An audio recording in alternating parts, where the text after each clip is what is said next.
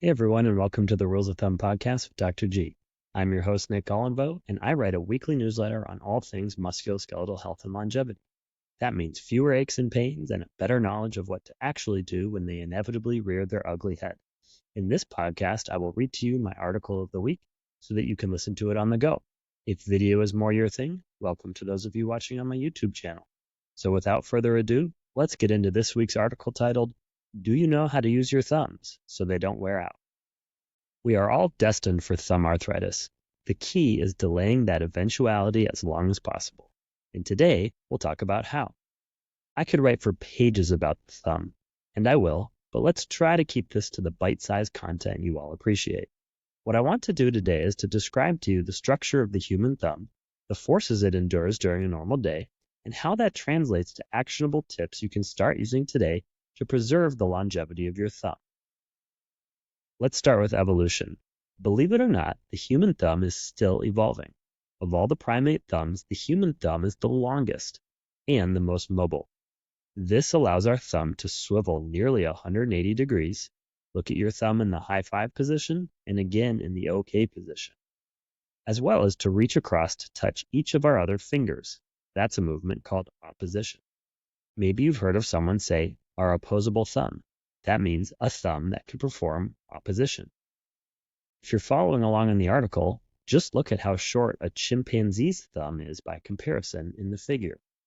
So what's my point? The point is, thumb is long and we use it constantly. If you remember any of your high school physics, you may recall that increased length results in increased torque.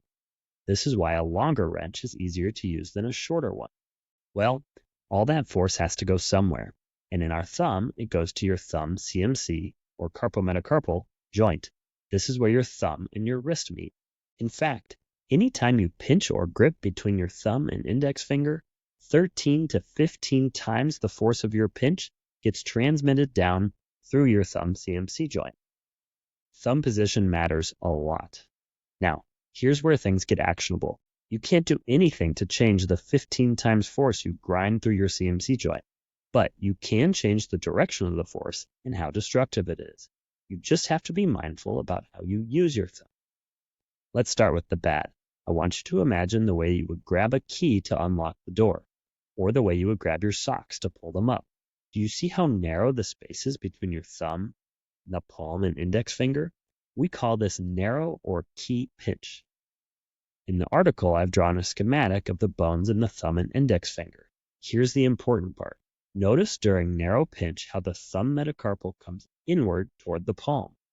This inward tilt of the metacarpal causes the base of the metacarpal to slide out from the CMC joint. This is called subluxation. Now, imagine a pinch and a load of force directed down into the joint. That metacarpal is going to edge load and shear across the joint in a very unstable and uneven pattern. Out. What we don't see in this picture is the 360 degrees of ligaments encasing the joint and attaching the metacarpal to the wrist bone below. That bone is called the trapezium bone. Over time, as you pinch and grip and twist your way through life, imagine the way you hold your phone to text all day, you are constantly edge loading and stretching those ligaments out. More stretch out ligaments leads to even less stability and even more edge loading. Eventually, this uneven load will grind down the cartilage and you will get arthritis. If you need a refresher on arthritis, please find my previous article linked in the show notes. When I operate on thumb arthritis, I typically see about half the cartilage worn away on the outside edge, with the inner cartilage preserved. Classic edge loading. Now, how to maximize your thumb's longevity. Okay, so what do we do about it? Make an OK sign and you'll be okay. Please see the image below. In those images, notice how if you make an OK sign shape to grab between the thumb and index finger, some call this a C shape or a wide grip, the thumb metacarpal bone is now maintained in a wider position away from the palm. What this does is center the metacarpal within the CMC joint. Now when you grip and transmit 15 times the force into the CMC joint, it will be directed centrally. No edge loading, no ligament stretching, and no pain. This is why tools with wide handles naturally feel better to use than those with narrow handles. This all may seem like a small difference, and over the course of any one day, week, or even year, it probably is. But over 60 years, 80, 100, we grip and manipulate objects with our thumbs thousands of times every day. That seemingly small difference all of a sudden becomes the difference between getting early painful arthritis and not. So if you take one thing away from today, let it be this. Make the conscious effort to widen the distance between your thumb and index finger into that OK sign shape anytime you grab an object. You won't be able to do it with everything. Sometimes you just have to pull up your socks, but every change you make matters. Don't believe me? My wonderful wife kindly told me a couple of months ago, yeah, that's great and all, but I never really pinch things. Okay, maybe pinch is the wrong word. Grip, grab, do anything at all ever with your thumb? Oh, how I beg to differ with her. She's almost never wrong, but not this time. I followed her around for about 20 minutes, pointing out her thumb hitch. Here's a brief list of all the daily thumb activities I saw her do before I lost count. Picking up your phone or holding it to scroll or text.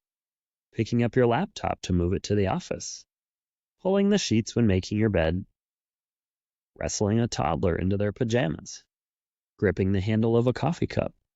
Gripping a knife to cut food. Tearing open a food wrapper. Pulling up your pants or socks. Opening caps or jar lids. Peeling a banana. Zipping a jacket. Turning a key. Holding a pen to write. You get the point. So here are some takeaways from today. Our primate thumb continues to evolve, and our body's ability to resist arthritis has not kept up with the increased utility of the opposable thumb.